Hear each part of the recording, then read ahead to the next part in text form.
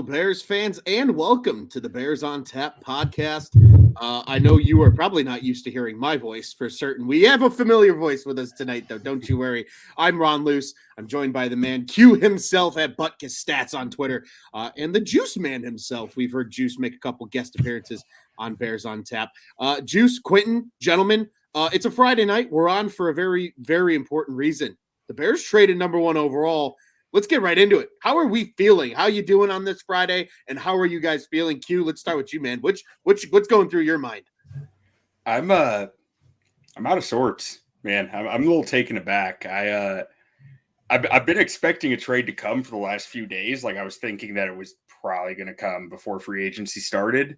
Mm-hmm. And I saw earlier today them talking about, them wanting a player back in it. Like that was a big rumor, but I don't know what I'm expecting now. Like I was thinking you're going to move back to 9 and then you're going to draft JSN and then that's your big receiver addition. So now you're sitting here with Darnell Mooney, Chase Claypool, and more. And I'm just like, well, is JSN not like what's at 9 now? I'm kind of thrown off by it. If I'm excited. I love DJ Moore, but I'm just a little thrown off. I'm off my game right now. I feel you there, Juice. I mean, are you sharing in the same sentiment here as Quinten? What's going through your mind? Yeah, you start to think about the draft, but my mind immediately went to the future seems even brighter. Like Carolina is probably going to be a dumpster fire next year. Rookie quarterback, not a lot of weapons. Who knows? They could be way back at this top of the draft again. So could the Bears with 2 high first-round picks. And if Justin Fields doesn't work out, you've built that safety gap. Of course, as a Bears season ticket holder, a fan of the team, like I hope Justin Fields is the man. I absolutely do. I've been a huge Justin Fields stan since the beginning, but it almost feels like for so long the Bears have had this, we're going to screw this up somehow, but now there's so many picks and there's so many fail-safes built in that you got to feel confident as a fan. Those are my initial reactions to the trade. Obviously, we'll dig deeper in as we go, but yeah, I'm not like the hugest draft guy. I mean, I've sat and I've done mock drafts all offseason because they've had the number 1 pick. But yeah, you never know who's going to be there at 9 now. And now you start to think, do they address the interior? Do they address, the offense or the defensive line? There are things that, roll through your mind, which we'll have plenty of time to talk to over the course of, this next couple episodes too. But crack them. Good job, Brian Poles.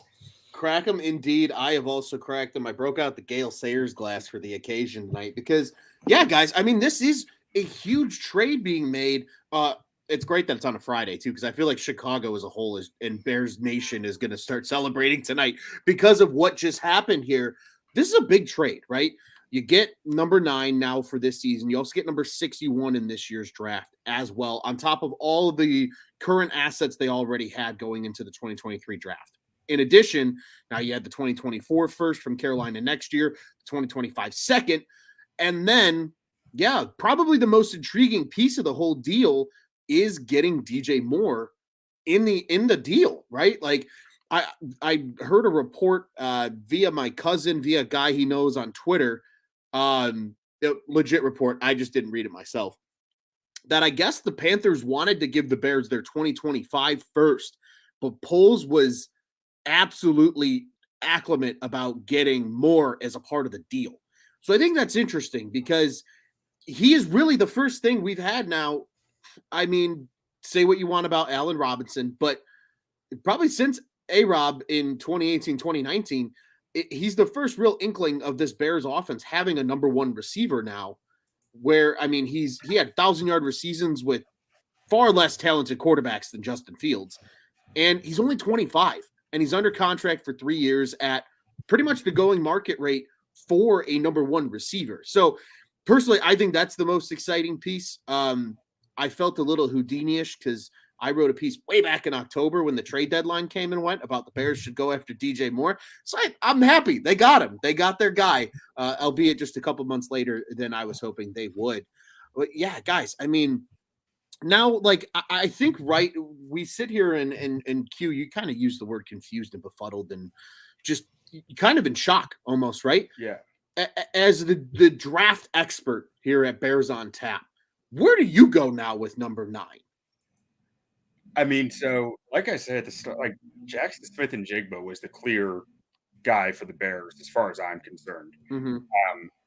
Justin Fields really needs a guy who can separate quickly off the line of scrimmage and give him outs, easy outs, like a slot receiver who can just really has that quick movement ability, the agility to just be able to get in and out of a route, be that good of a route runner, and boom, I'm open. When you need me, I'm open. And now, I mean, I'm looking at it. The depth chart's a little crowded with it to take Smith and Jigba at 9, I think, unless you're just saying, screw it, we have no trust in Claypool. That's it, like that. That could be part of it.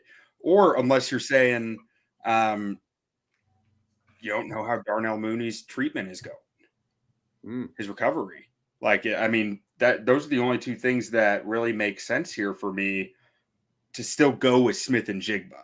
Sure. Now, outside of that, I mean, you could go a guy like Skoronski there at 9, who I'm probably not as high on as some others, but I mean, he's going to be a really good offensive guard. I don't have any doubt about that. But it's just a question of whether you think it's worth taking an offensive guard in the top 10 of the draft, unless you're going to try him at tackle. And then outside of that, I mean, maybe Brian Brzee, but like, I even think that's a little early for him after like, just because of the lack of production and development over the years.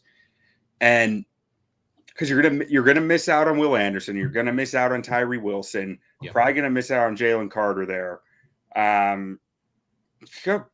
If I'm being completely honest, you might go cornerback. I mean, you might be looking at one of Devin Witherspoon or Christian Gonzalez on the board, and I have a really hard time taking anyone other than Jackson Smith and Jigba there, while those two are still on the board. Yeah. No, and that's a good point, right? Because like I think that's like where every Bears fan's mind is, and that's why I wanted to tap into your brain, Q, because it's we got this huge haul. This is great. But now, shit, what do the Bears do? Like, that's the next logical question that comes out of this discussion. Would you, though, Q, and even you, Juice, because I want to hear from you as well, would you guys still be comfortable taking in Jigba Smith? Like, if you're Ryan Poles sitting there pulling on the ones and twos here for the Chicago Bears, are you comfortable saying, you know what? Yeah, maybe our receiver room is crowded, but we'd rather give Justin Fields too many weapons than what we saw last year, which was not enough weapons? Or do you pivot your entire draft strategy now because of, to your point, right, like a Witherspoon maybe being on the board? Or, again, what we initially thought maybe if they were able to pull off the 2 and 4 trades, do they trade back again even from 9 potentially if the guy they want is maybe going to be there a couple picks later and somebody's trying to leapfrog somebody for another guy? Would love to hear of all these topics from the both of you. Just, pick your brains on what's next now for the Bears here. Yeah, I think like there's so many different scenarios you could sit and say, because now they have 2 2s as well. They could easily package their 9 with maybe another 2 or more picks. If they really like a guy, move back up. Maybe you try to move back up. I don't know if that's really going to be in the cards, because I'm sure Poles has talked to all these guys, but I come from the GM of draft the best player available. Figure it out after that. Fit is great and all, but if you're going to pass up and you really think that, Jackson Smith and Jigba is the guy, and he's going to be, you still have Claypool, who's going to be coming up on a contract next year, who we didn't see, the best version of him, obviously, last year, but now you have that fail-safe built in. I don't know. I think it opens up a whole another can of worms, because we just traded out of 1. Now you start to think, do they trade out of 9? I think that's exactly where you start to think. And it may be to go up or to go back, because you definitely look at the quarterback board right now, and there are some guys or some teams that are sitting in the teens who would absolutely love to probably move up to 9 now too. And if your guy is still going to be there in those picks between, 13 to 20, maybe you try to move that to add more depth, because there are a lot of guys who are saying that the second, third, fourth rounds could definitely yield some high talent. And that's kind of like, while I look at that, if your guy isn't there at 9 anymore, you should be trying to move back again, because having a bevy of picks for the future is obviously going to be something that, the Bears could absolutely play into their advantage of using this as a figure out year with Justin Fields with some more weapons. And if it doesn't work out or you're not seeing improvement, you're going to have a bunch of picks next year. You may have grabbed some guys from the second, third, and fourth that, grab on and there's more holes filled, rather than grabbing that one guy. But I've always been from the school of draft the best player that is on the board. And then you figure out what you can, other than quarterback. Obviously, right now, we're not looking at a quarterback at 9, clearly. Sure. But anything else, yeah, absolutely. Take the best at 9 that's available and figure it out. There's too many holes at this point to be jumping up and down and around. Well, and I also think one thing that's kind of surprising to me here is that they didn't snag another top 50 pick. I thought they were for sure going to be trying very hard to make sure they got another top 50, because 61 is just close enough to question, can you get Matt Bergeron there?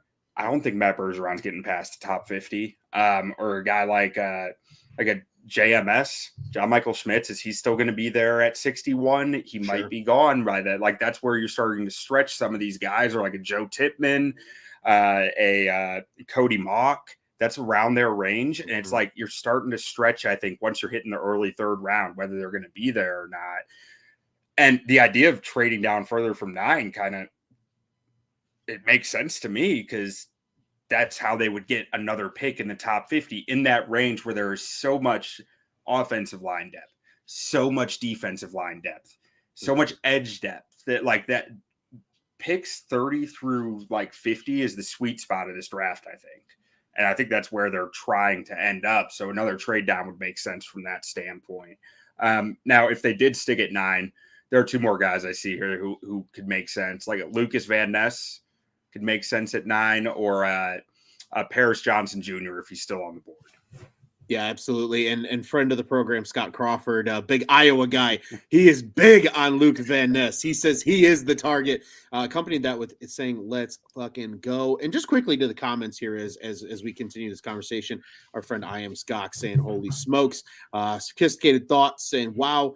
He's saying if Carter is still available at 9, obviously the legal issue I think is going to be a very growing story as the draft comes. It'll be interesting to see what happens there. But I think if he's somehow cleared of any legitimate jail time, he's probably still a top 5 pick in my eyes, especially with the Cardinals, who are desperate for defense. He also says Bijan, which is intriguing, but I think that would require another drop down from the Bears if they're going to target a running back. I can't justify taking a running back in the top 10, but that's just my own thoughts personally. He also says, quotes about putting on our GM caps because Ryan is a former offensive line. What do you think if he thinks if Carter falls or the best offensive lineman is available? Joey saying he's all kinds of excited and telling Scott not to get him excited and even more.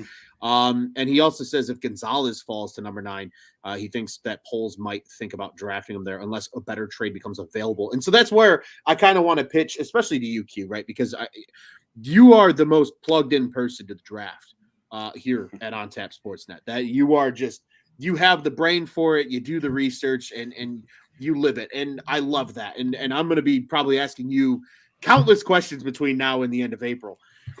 But what is, because this to me, at least personally, is the biggest kind of question mark, I think, with the 9th pick now is, based on what happened at the combine, obviously pro days still have to happen, and there's going to still be more shuffling on a lot of draft boards between now and the end of April. But is there a chance that quarterback is even in play by 9?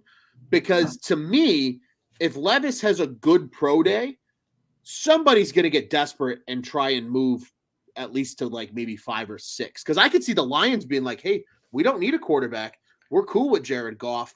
We'll bump back. You come up to number 6 and scoop Levis because he's probably going to be the 4th quarterback off the board at this point. At least I think he should be. Maybe I believe too much in CJ Stroud, but I've seen some people saying Stroud's going in the teens, and I'm like, I don't know about that. Yeah. But to me, quarterbacks probably in this draft going 1 through 6, right? Especially your top 4 guys, your Richardsons, your Bryce Youngs, your CJ Strouds, and your Will Levises, right? Is there a chance though that like a Will Levis could be in play at 9 if there's a team that's in, like you said, kind of the teens or the 20s that really loves him? Would they come flying up to 9 and be on Ryan Pohl's, telephone saying, "Hey, we want to trade with you"? Pat Mahomes was drafted at 10. Deshaun Watson was drafted at 12. Justin Fields was drafted at 11.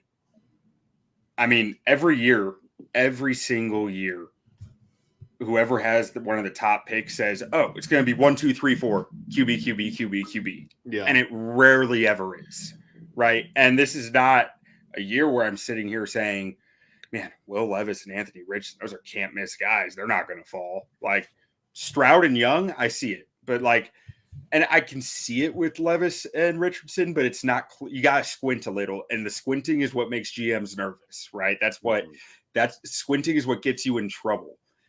And so, yeah, I mean, I could see Anthony Richardson or Will Levis going anywhere between 3 and 15. Like it's that big a range because for all we know, half the stuff out there is smoke, like that it is lying season in full effect right now. And can't really, the only thing you can trust is the eyes that you're watching on the tape. That's your own opinion is all you got. Absolutely. 100%. Juice, anything else to add here? Because I want to hear from you as well. Maybe because again, we have our resident draft expert in Q who's very plugged into the draft. As maybe more of the casual fan that isn't following this draft process as much, like what is going through your head of just what do you expect or maybe want even the Bears to do at number 9? Do you really, I mean, you seem on board with the idea of trading back, but at the same time, is there a certain point where you say we're not trading all the way back to X number in the first round? Like, do you have that point in mind, or is it just if somebody brings you a deal you can't refuse, you take it? When you have a team that played as poorly as they did last year with this many holes, and you have picks towards the top 10, usually you should take somebody and somebody you like. But with that said, Quinten, you mentioned, 30 to 50 is the range in this draft. If you can do it, and that's the opinion of polls, you absolutely have to do it. You got to get in that range because maybe there is a guy that you like within that teen pick that you can pick up and then also grab it too. They have so many holes to fill that I think they've almost built themselves into a spot where, as a casual fan, a guy who goes on Sunday and doesn't follow, I hate following the draft. I really do. I think I give you some dap for being the guy who, knows these guys and stuff like that. But for me, like, I just watch, I hope the guys pan out and I buy a jersey when they end up being good. Good to be honest with you.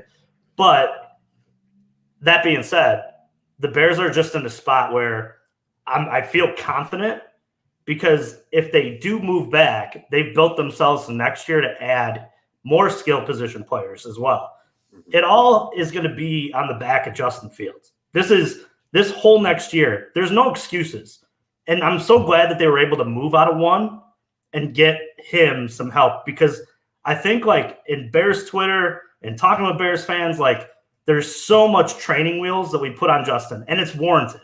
Like there was not a lot of help. The scheme was only, fit to him after a certain week in the middle of last season. Now training wheels are off, buddy. Like it's time to go. They're going to try to, definitely, find some ways to patch up this offensive line. There's no excuses going into next year. So figure it out because you got a year to figure it out. Because the Bears, like I said, have ammunition next year. If they like one of those guys in next year's draft and Justin Fields isn't exactly what Justin Fields thought he would be, absolutely you're going to have the draft capital to move up, get a guy, or move on from Justin. I hope that's not the case. I absolutely want them to have this quarterback as their future because if you could build around him, and as we know, he's electric.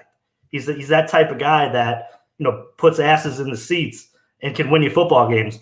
But with that said, as a casual guy who goes to the game, I am so comfortable, and I don't think I've ever been this comfortable with where they're at because moving out of 1 has almost indicated that next year they have so many different trees on the branch or branches on the tree that they can, scurry over to. And the Bears haven't really had that.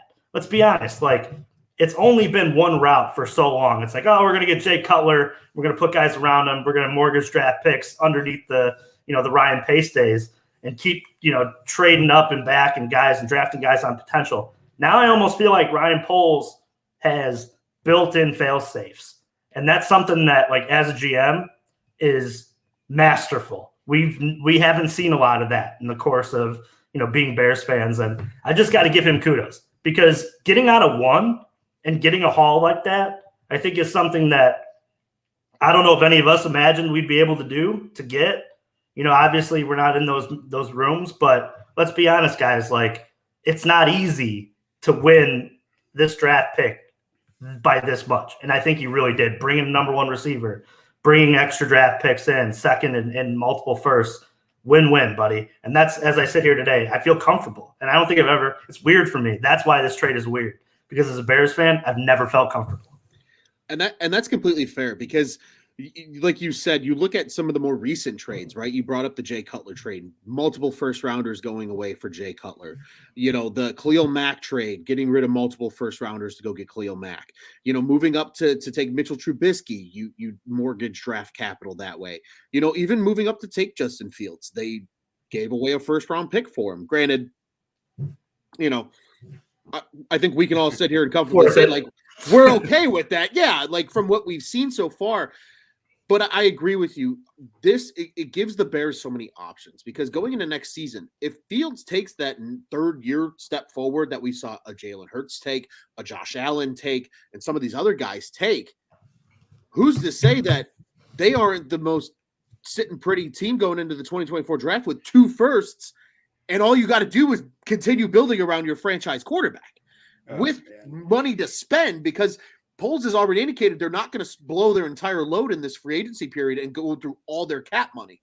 So this is really, it feels like a perfect opportunity, like you said, just to give yourself options. And I'm super excited about that, because that first rounder next year is going to be the real wild card pick, in my opinion. It's nice having another second in 2025. It's nice having the extra second in this year's draft. But man, oh man, knowing you're going into 2024 with 2 firsts, even if the Bears overachieve, and like you said, Juice, kind of at the top of the show, the Panthers probably are still going to be a dumpster fire next year. You're probably looking at another top 10 pick next year, and then maybe a mid to late teens pick. That's a hell of a stash to go into 2024 with. Quinten, do you have anything else to add here on the picks? I have one more question I want to beg you guys then about the trade, but I want to give you a chance to review. As you were saying this, as Juice was talking, it dawned on me, like, so say that the quarterbacks do all go before the Bears, so they're not sitting there able to trade it. That means 4 quarterbacks gone, Will Anderson gone, Jalen Carter, Tyree Wilson. So that brings you to 7 guys. Yeah. So are the Bears comfortable with two other guys at 9? I would think they are, like Devin Witherspoon, Christian Gonzalez, Jackson Smith, and Jigba. I feel comfortable with any of those 3 I haven't watched the cornerbacks, which is based off people I trust who tell me that they're good, that they know it better than my eyes would tell me. So, and then if the quarterbacks don't go in the first 8 picks, you have a trade down opportunity. So that, that starts to feel very comfortable right there, the more I think about it. And while you were talking, Ron, about the year 3 jump from Jalen Hurts, from Josh Allen, it just reminded me of something I was talking about in my article that I put out before the season last year about on FabSportsNet.com for those that are curious where to find it.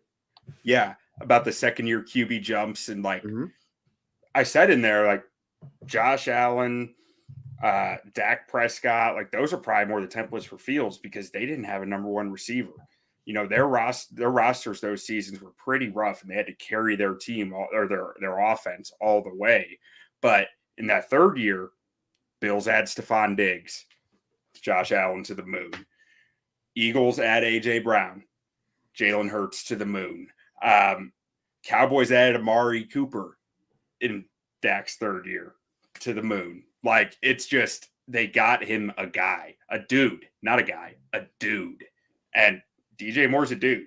I mean, he's played with athletic quarterbacks like Justin before too. His rookie year was still with Cam Newton, and he put up Sure was. 800 something yards that year. So he knows he's getting onto a team that might be running the ball more, but probably fine with it. Yeah, and you know what? I'm glad you brought that up, Quinten. It's like you read my mind, because exactly where I wanted to transition this was what you guys think about DJ Moore. Because admittedly, I'm a Bears fan through and through, but everybody has a second team that they follow and they like to follow. For me, in my entire life, it's been the Carolina Panthers. I have watched Carolina Panthers since Jake Delhomme, Muhsin Muhammad, Deshaun Foster, and Stephon Davis were ruling the offense in Carolina. Like, we go back. DJ Moore's a guy I've liked for a lot of years. That was a big reason why I wrote the article about the Bears maybe targeting DJ Moore, because he was on that 3-year, $75-ish million contract that we've seen out of pretty much top-end receivers now. DK Metcalf got that kind of deal. A.J. Brown got that kind of deal. Deebo Samuel got that kind of deal. Like, Stephon Diggs got that kind of deal. Like, all of these guys are getting that like $25 million a year for a top level receiver. And I think that's the thing where I feel like a lot of people in Chicago don't know a lot about DJ Moore. And it's not a shot at DJ Moore. It's just because DJ Moore has his entire career played in a small market like the Carolina Panthers. But to your point, Quinten, right? His first season in Carolina had a pretty solid year for a rookie.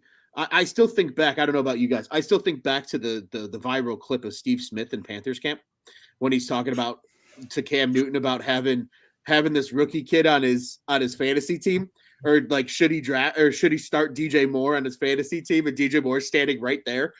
That always stands out to me because he ended up coming out and putting up a very respectable 55 catches for 788 yards, right? But then beyond that, every season after that, over 100 targets.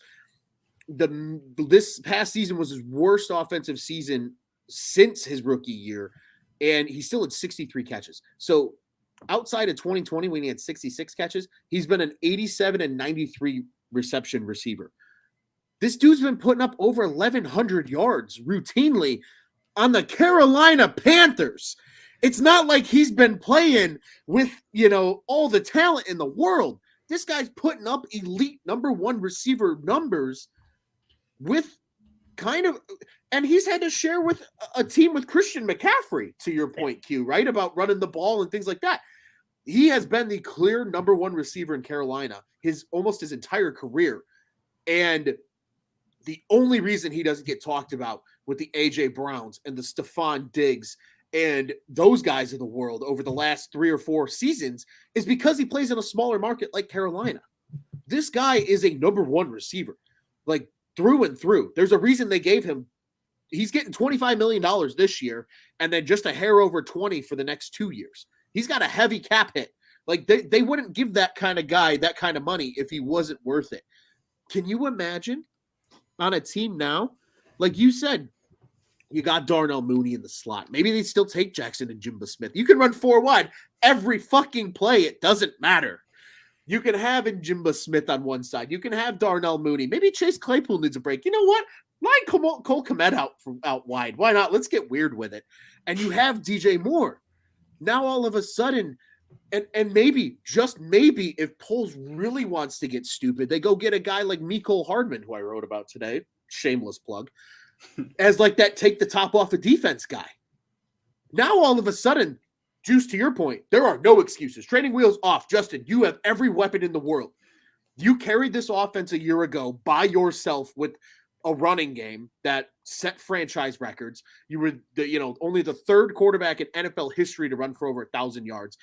You were a walking highlight game in and game out, even when the Bears lost. It didn't matter. If Justin Fields had a good game and the Bears lost, Bears fans were still pumped. It didn't matter. Now he's got weapons. And it just, again, I'm going to be probably talking about this. I have a friend's birthday party I'm going to this evening. He's a big Bears guy. I'm going to be so flabbergasted. All I'm going to talk about between now and 2 a.m. is this trade. That's it. That's all it is. Because there's so much. Like, we've just sat here for 30 minutes and dissected every single aspect of this trade. What did they do at number 9? We haven't even talked about what did they do at 61. To your guys' point, maybe they do move back from 9 and you get a couple more of those picks in that, the 30 to 50 sweet spot, a John Michael Schmitz would be a hell of an addition at center. You put him in there. You've got Jenkins at right guard. You've got Whitehair at left guard. Maybe you do go get an Orlando Brown, who you and Beat-On Quinten the other night talked about that the Bears should sign. Maybe you move Braxton Jones to right tackle. Now all of a sudden you look at that offensive line and go, it's a good offensive line. And then you got Cole Kmet. That's a good tight end. And then you got Monty maybe coming back. Maybe he doesn't. Maybe they use a draft pick on a running back to pair with Khalil Herbert. Backfield looks good. Blazingame's back so he can Blazingame the run game the whole time. That's great too. And now you have the number one receiver for Justin Fields and tons of cap and tons of, you both said it. We're comfortable as Bears fans for the first time. And I don't know how fucking. Dude, isn't it weird? It's like just weird. Sitting here, I feel confident. Yes. It's obviously been a long time too. Poles, I love your tag on there. Poles did it. Poles did it too. Making sure you can get DJ Moore. You look what's out there in free agency, there's nothing. And if you look in the trade market as well, it seems guys like T. Higgins aren't going anywhere, at least this year. And you have to figure out if Justin Fields is the guy next year. You got to start figuring these things out. So making this trade and landing a DJ Moore, it's huge, man. It's absolutely huge. And that comfortability, I really wish and I hope that, I'm not just falling into that trap that this team is just so – I hate to I'm going to take 2 minutes here. I've seen it all. I've seen the Hawks win a Stanley Cup, seen my Cubs win a World Series. I've seen the Bulls win 6 championships. I'm waiting on the Bears, man. I'm a 91 kid here. I didn't see 85. I'm waiting for it, man. And that's the team that I've been to more games than Cub games, than Blackhawk games, than Bulls games. Those are Sundays with my dad. Like, that's my childhood, going to those games, sitting up there in 319. It's weird because there were days where I would sit up there and be like, I know this is going to happen, this is going to happen, this is going to happen, and we're going to lose, and I'm going to go home and be pissed off. Now, I'm looking at this Ryan Poles, man, and I'm comfortable, and I'm hoping that I'm not just standing on really thin glass here. I really hope I'm not. Make the picks work.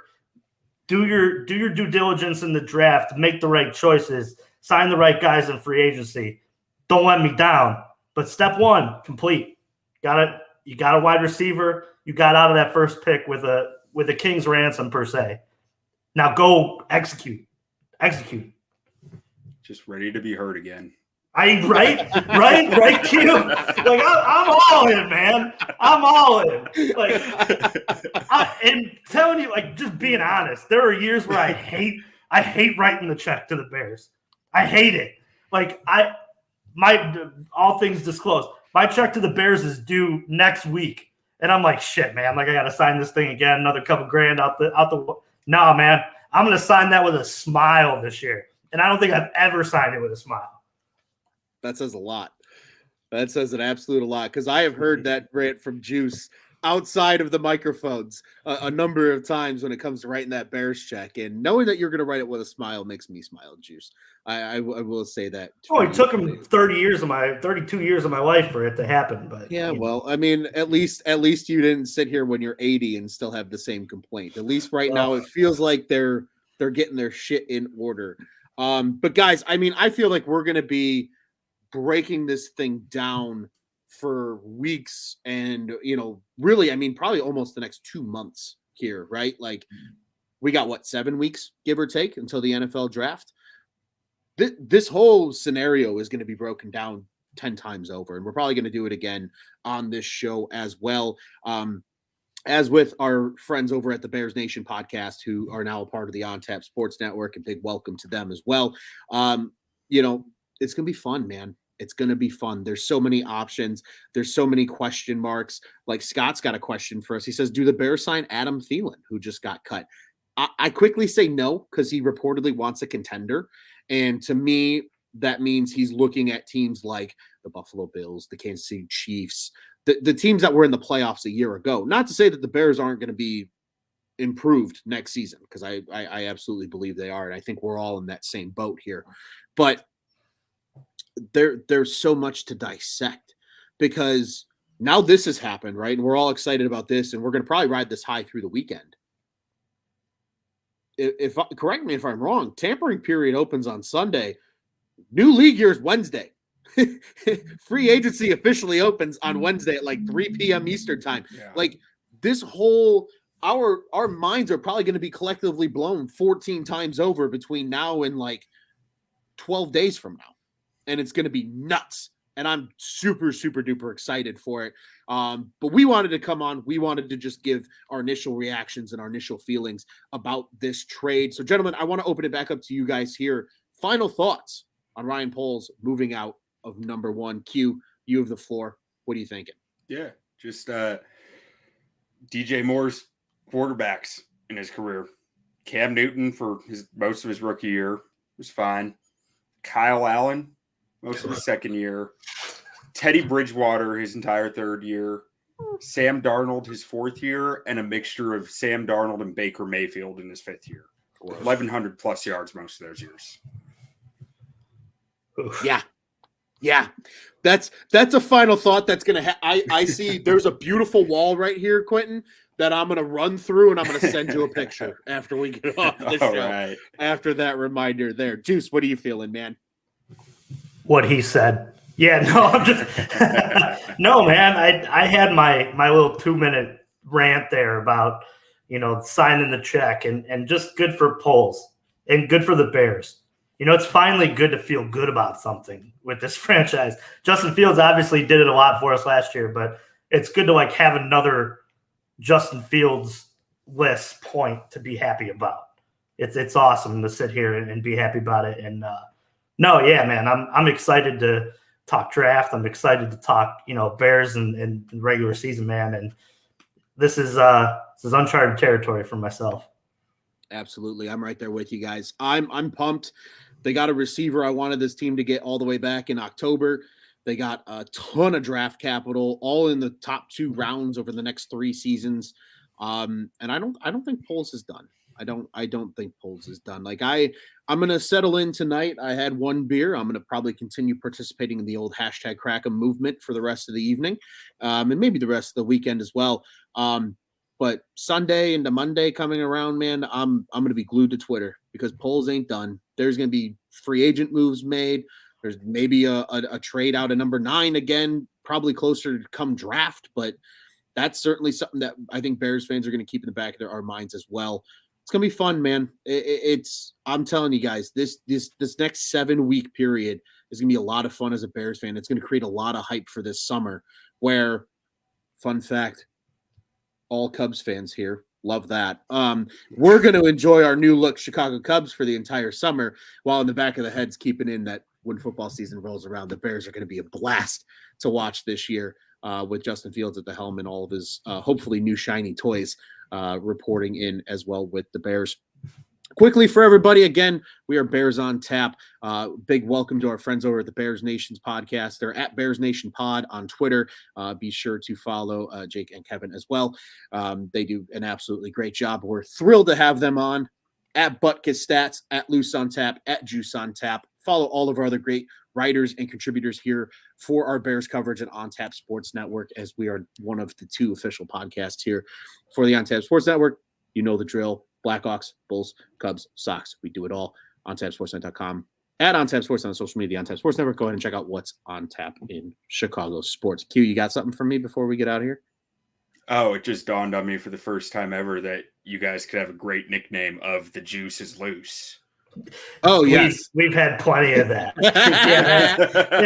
If you catch us at 120 in the bleachers at Wrigley Field, it's the Loose and Juice show. It's fun, man. It's a good sign. Gentlemen, this was a blast. Happy Friday to the 2 of you. Happy Friday to all the Bears fans out there as well. Bears trade out of number 1. They're set up well for the future. Thank you, Carolina. We appreciate your service in this trade. And I'm you know what, guys? I know we like draft picks, but I'm just excited to watch DJ Moore in a Chicago Bears uniform. That one really tickles me where I itch. So I'm excited about that one. But gentlemen, as always, we are Bears on Tap, and bear down, baby. Bear down.